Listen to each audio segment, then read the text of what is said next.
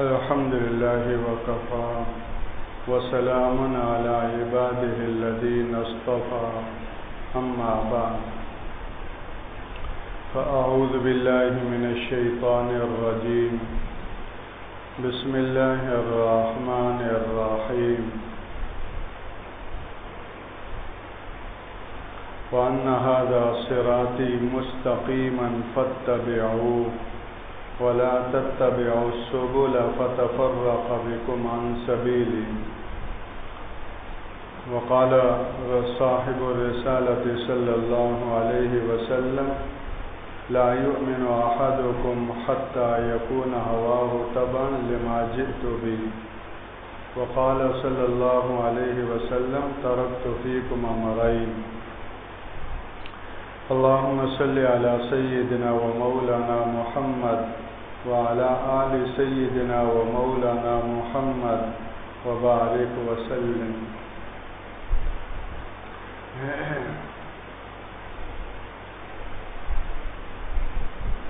حج بیت اللہ کی صورت میں اللہ جل شانہ کے گھر کی حاضری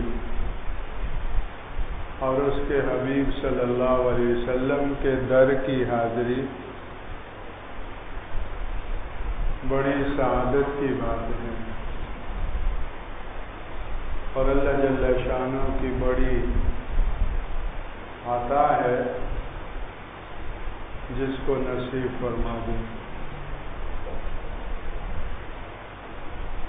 اللہ کی ہر نعمت کا شکر ادا کرنا بندے پر لازم ہے. اس حاضری کی نعمت کا شکر یہ ہے کہ ہر حاجی اور ہر حاجیانی اس حاضری کے بعد اپنی بقیہ زندگی کو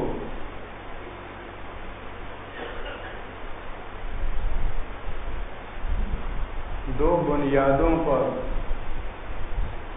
استوار رکھے,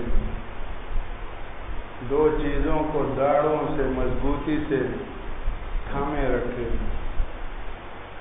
وہاں سے یہ دو نعمتیں لے کر اپنے گھروں کو لوٹے.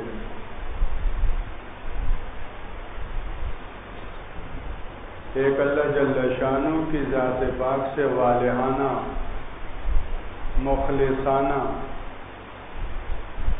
لگاؤ تعلق,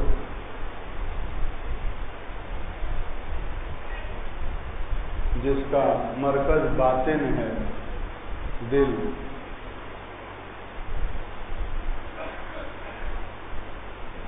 اور دوسرا رسول اللہ صلی اللہ علیہ وسلم کی ذات بابرکات سے والہانہ لگاؤ اور تعلق, جس کا مرکز پوری زندگی ہے.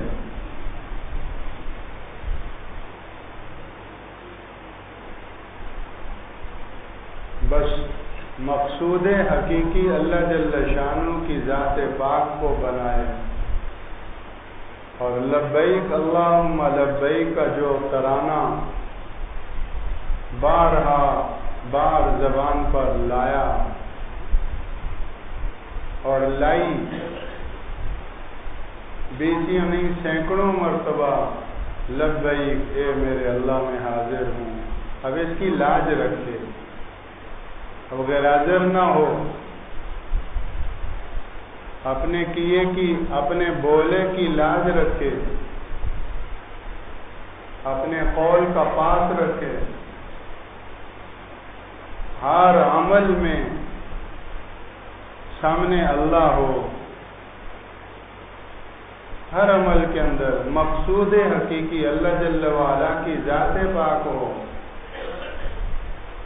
اور ان سے بڑا مقصود ہو بھی کیا سکتا ہے, اس سے بڑا مفاد اور کیا ہو سکتا ہے. جتنے بھی وقتی اور عارضی اور فانی مفادات انسان کے سامنے آتے ہیں وہ سب کس کے قبضہ قدرت میں, اسی کے تو قبضہ قدرت میں. تو جس کے ہاتھ میں سب کچھ ہے اسی کو اپنا مفاد بنا لے. اسی کو اپنا مقصود بنا لے.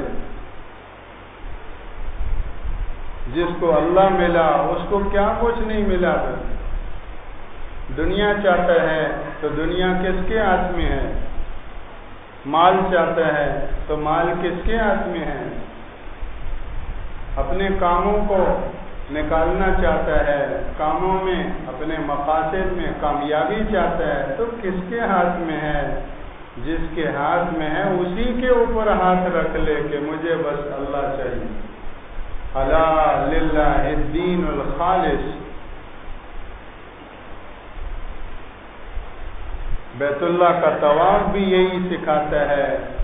لبیک اللہم لبیک بھی ایک ایک روئے میں اسی کو نقش کرتا ہے. صفا اور مروہ کی سعی بھی اسی سبق کو پکا کرواتی ہے. اس کے ہو جاؤ اور اسی کے ہو کر جیو، اسی کے ہو کر مرو. تمہارے جذبوں میں وہ بسے، تمہاری نیتوں اور ارادوں کا تمام تر کھوٹ صاف ہو جائے، اس میں خلوص و اخلاص اس کی ذات پاک کے لیے آ جائے. مینا بھی یہی سکھاتا ہے، مزدلفہ بھی یہی سکھاتا ہے، اور عرفات بھی اسی سے جوڑتا ہے.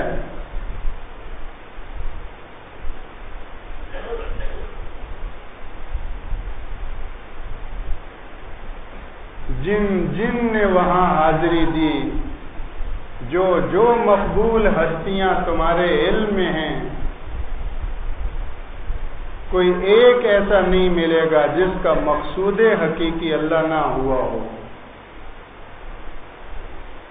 سیدنا ابراہیم خلیل اللہ کو دیکھو، کیسا ان کا مقصود حقیقی اللہ تھا. کیا اور کیسی ان کی قربانیاں تھیں کہ ان کا یقین کرنا بھی اب مشکل ہے. اگر کوئی کہے کہ وہ تو خلیل اللہ تھے، جلیل القدر پیغمبر تھے، تو اما ہاجرہ ایک صنف نازک، ایک عورت ذات، ان کو دیکھ لو جس کی زندگی میں اللہ آ جاتا ہے پھر وہ ذرہ ہو تو بھی پہاڑوں سے زیادہ بڑا ہو جاتا ہے. وہ 20-25 سال کی ہماری اماں، ان کو دیکھو، ان کی کیسی قربانی ہے. اللہ کا خلیل جب واپس جا رہا ہے اور ایک اللہ کا حوالہ ہے کہ یہ اللہ کے حکم سے ہے اور اللہ کے حوالے کر رہا ہوں، تو اماں ہاجرہ کی زبان پر یہ جملہ تھا کہ اذن لا یضیعنا، بس پھر اللہ ہمیں ضائع نہیں کریں گے.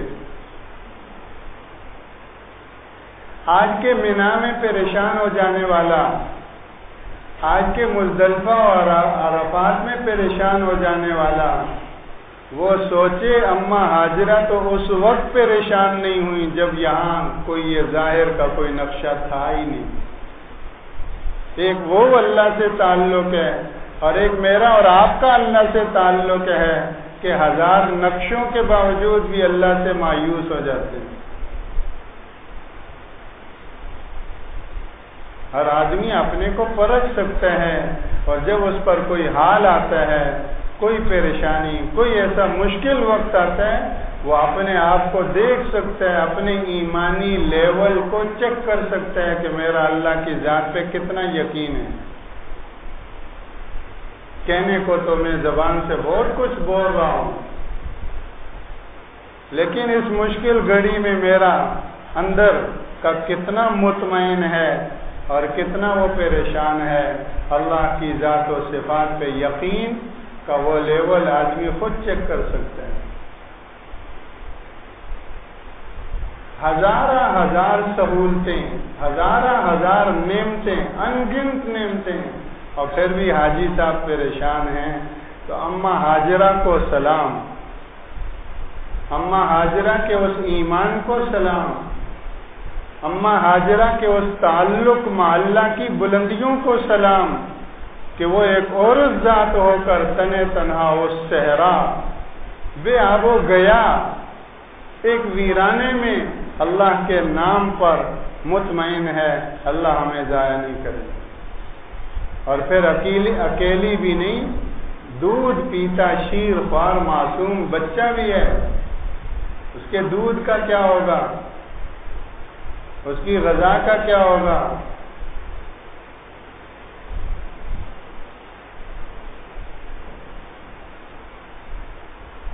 ایک دفعہ ایک بڑے اسٹور کو دیکھا، اس کے اوپر لکھا ہوا ہے بچہ پارٹی۔ یا اللہ یہ کیا نام ہے؟ میڈیکل اسٹور تو دیکھا ہے، کریانہ اسٹور بھی دیکھا ہے، یہ بچہ پارٹی، یہ آج نیا عنوان دیکھا ہے۔ تو اندر تو نہیں گیا لیکن اندازہ ہو گیا کہ دنیا جہان کے ناز نخروں کی چیزیں بچوں کے لیے ہوں گی۔ پیدا ہوتے ہی ناز نخروں کے حوالے، اس کے لیے یہ بھی ہو، اس کے لیے بھی یہ بھی ہو، اور اس کے لیے یہ بھی ہو۔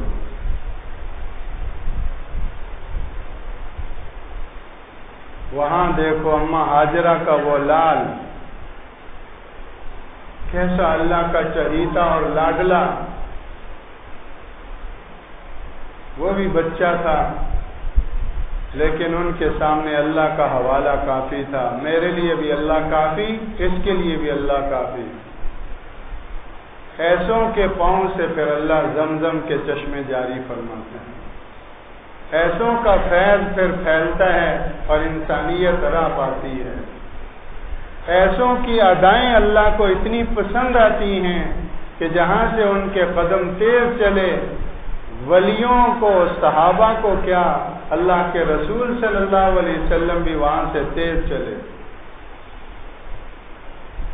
اور 60 چکر صفا مروہ کے وہ عبادت بنا دیے، عمرہ اور حج کا حصہ بنا دیے۔ تو ہر حاجی اور حاجیانی کی زندگی میں اللہ مقصود حقیقی بن جائے، یہ حج بیت اللہ کی نعمت کا شکر ادا کرنا۔ اس میں جتنا اللہ نہ کرے کھوٹ ہوگا، اتنی ناشکری ہوگی۔ اللہ کے گھر پہنچ کر لبیک اللہم لبیک کا سبق بارہا بار پکا کر، طواف اور سعی کر کے، منا و مزدلفہ اور عرفات کی حاضریوں کے بعد بھی اللہ پہ انگلی نہیں ٹکتی، ادھر بھی دیکھتے ہیں ادھر بھی دیکھتے ہیں، یہ بھی اور وہ بھی۔ تو اللہ ہی والا بنا ہے، اللہ ہی، مجھے اللہ ہی چاہیے، مخلوق کی نہ تعریف کی فکر، نہ ذم کی فکر۔ تعلق مخلوق سے ہوگا، خدمت مخلوق کی ہوگی، حسن سلوک، حسن معاشرت مخلوق سے ہوگا، رحم دلی اور ہر طرح کا وہ اچھا برتاؤ مخلوق سے ہوگا، لیکن اس کا صلہ اس سے لینا۔ لا نريد منکم جزاء ولا شکورا، ہم تو کسی سے نیکی کرتے ہیں تو پھر انتظار میں رہتے ہیں کہ ادھر سے بھی نیکی آئے، اچھا سلوک آئے۔ اللہ نہ کرے اگر برا سلوک آ جائے تو پھر ہم کہ میں تو اتنی نیکی کی اور یہ کس کے لیے کی؟ اگر اس کے لیے کی ہے تو معاملہ ہی ختم، اور اگر اوپر والے کے لیے کی ہے تو اس سے کوئی شکایت نہیں ہوگی۔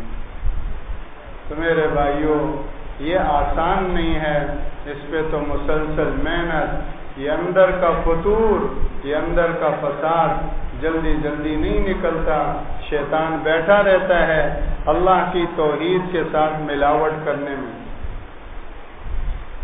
اللہ کے رسول صلی اللہ علیہ وسلم کو اس چھپے ہوئے چھوٹے شرک سے بڑا ڈر تھا اپنی امت کے لیے۔ چو گویم مسلمانم بلرزم کہ دانم مشکلات لا الارا، جب میں کہتا ہوں کہ میں مسلمان ہوں تو لرز جاتا ہوں، اس لیے کہ لا الہ الا اللہ پہ چلنا، اس کے لیے اپنے آپ کو قربان کرنا پڑتا ہے، اپنے جذبات کو قربان کرنا پڑتا ہے، آسان نہیں۔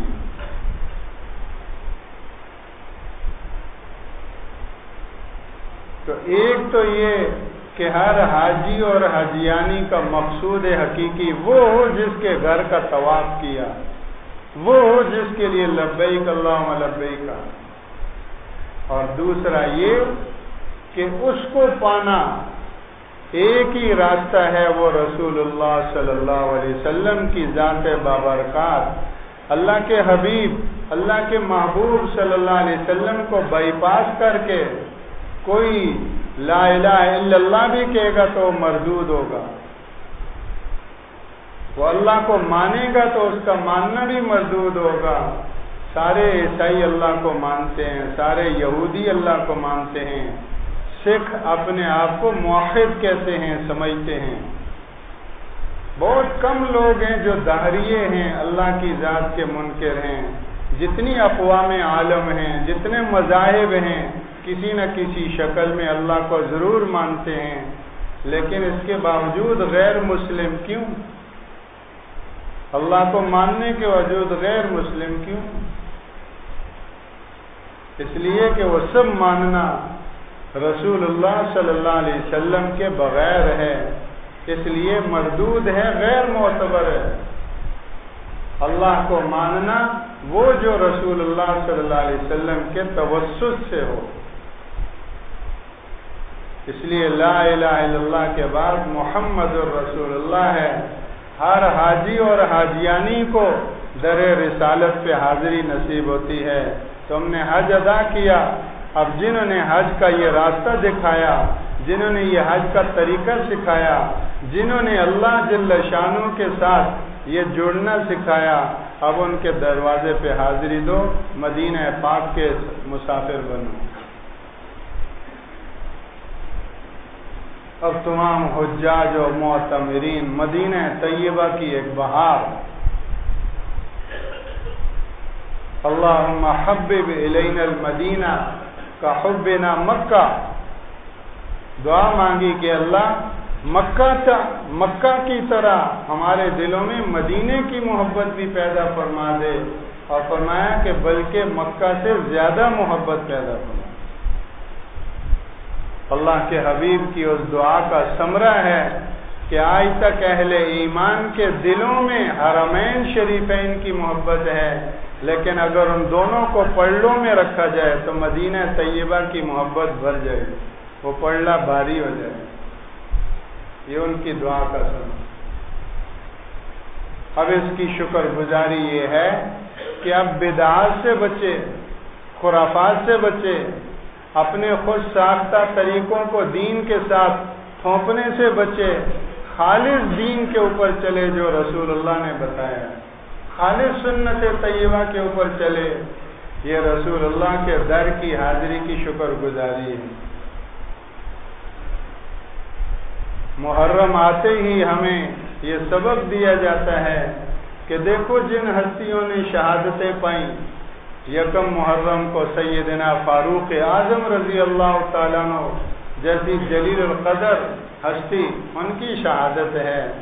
10 محرم کو سیدنا حضرت حسین رضی اللہ تعالیٰ عنہ جنت کے سردار، جوانوں کے سردار اور نواسہ رسول، اہل بیت کے پھول، ان کی شہادت ہے۔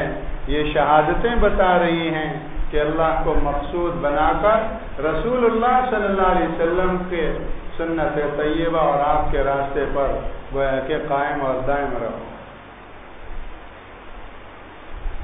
اپنی طرف سے کوئی ایجاد نہ کرو۔ دین، سنت یہ اجتماعیت، وحدت، آپس میں جوڑ پیدا کرتی ہے، اور بدعات آپس میں توڑ پیدا کرتی ہیں، فرقہ واریت پیدا کرتی ہیں، افتراق اور انتشار کی فضا پیدا کرتی ہیں۔ یہ بدعات کا لازمی اثر ہے۔ بدعت کا لازمی اثر نفرت ہے، اور سنت کا لازمی اثر محبت ہے۔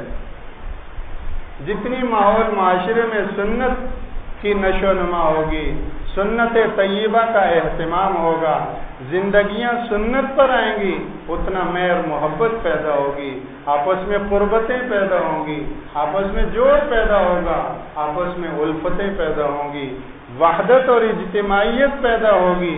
یہ سنت کی لازمی تاثیر ہے، اس کے اثرات ہیں، اس کی برکات ہیں۔ اور بدعت آئی نہیں کہ دلوں میں توڑ پیدا ہوا نہیں، نفرت پیدا ہوئی نہیں، خوف و ہراس پیدا ہوا نہیں۔ بدعت کے اپنے سنگین اثرات ہیں۔ آخر کیا وجہ ہے کہ رمضان بڑے مجمع ہوتے ہیں، تراویح کے ہو رہے ہیں، چھتوں پہ تراویح، پارکوں میں تراویح، اور کہاں کہاں کھلے علاقوں اور میدانوں میں تراویح، شبینیں، قیام اللیل، راتوں کے وقت میں ساری راتوں کو بڑے بڑے مجمع، لیکن کوئی خوف و ہراس نہیں، کوئی سیکورٹی کے مسائل نہیں، کوئی امن و امان کے معاملے نہیں، کوئی رینجر پولیس اور فوج کے فلیگ مارچ نہیں، اور کوئی ہیلی کاپٹر نہیں، اور کچھ بھی نہیں۔ زندگیوں میں محبت اور سکون، بہم، اطمینان، ایک عجیب فضا ہے۔ عید الفطر کے مجمع ہوتے ہیں، عید الاضحیٰ کے مجمع ہوتے ہیں، حج بیت اللہ کے مجمع ہیں، کبھی کوئی نہیں۔ لیکن محرم آتا ہے تو امن و امان، خوف و ہراس اور کشیدگی، پتہ کیا کیا چیز پیدا ہو جاتی ہے۔ یہ دین اور بدعت کا بین فرق ہے۔ جہاں دین ہے وہ امن اور اطمینان ہے۔ دین ہم سے لیتا نہیں، دین ہمیں دیتا ہے۔ دین ہم سے امن مانگتا نہیں، دین ہمیں امن دیتا ہے۔ اور بدعات وہ ہم سے امن چھین لیتی ہیں، نفرتیں اور کشیدگیاں پیدا ہوتی ہیں، طرح طرح کے امن و امان کے مسائل پیدا ہوتے ہیں۔ تو ہر حاجی اور حاجیانی وہ توحید کے ساتھ سنت طیبہ کو سینے سے لگائے، بدعات سے اپنے آپ کو بچائیں۔ اللہ جل شانہ کے ہاں رمضان المبارک کے فرض روزوں کے بعد محرم کے روزے سب سے افضل ہیں۔ اس کی طرف ہماری کتنی توجہ ہے، اور شیطان ادھر تو نہیں آنے دے گا، وہ چھوٹے چھوٹے بچوں کو سبیل لگانے پہ لگا دے گا، سبیل لگائے گی۔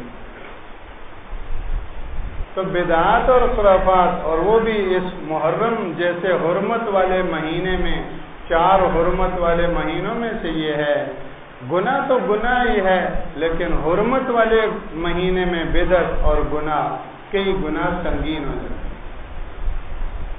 تو روزوں کا اہتمام ہو، بالخصوص عاشورے کے دن کا روزہ 10 محرم، تو اللہ جل شانہ ہمیں اتباع سنت کا اہتمام نصیب فرمائے، اور فرقہ وارانہ سرگرمیاں اور امت کے اندر نفرتیں اور مقدسات کی توہین، یہ سب جتنی بھی گویا کہ بدعمالیاں ہیں، یہ انسانیت دشمنی ہے، بلکہ اپنی دشمنی ہے، اپنے آپ کو عند اللہ مجرم بنانا، کل آخرت کے اندر اللہ کے حضور مجرمانہ حیثیت میں حاضری ہونا۔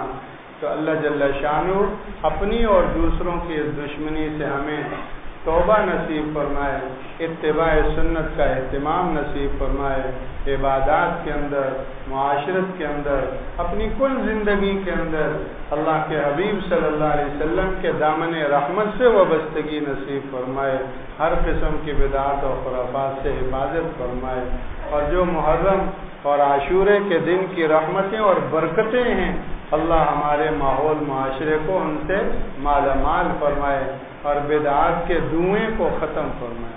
سبحانک اللہم و بحمدک، نشہد ان لا الہ الا انت، نستغفرک۔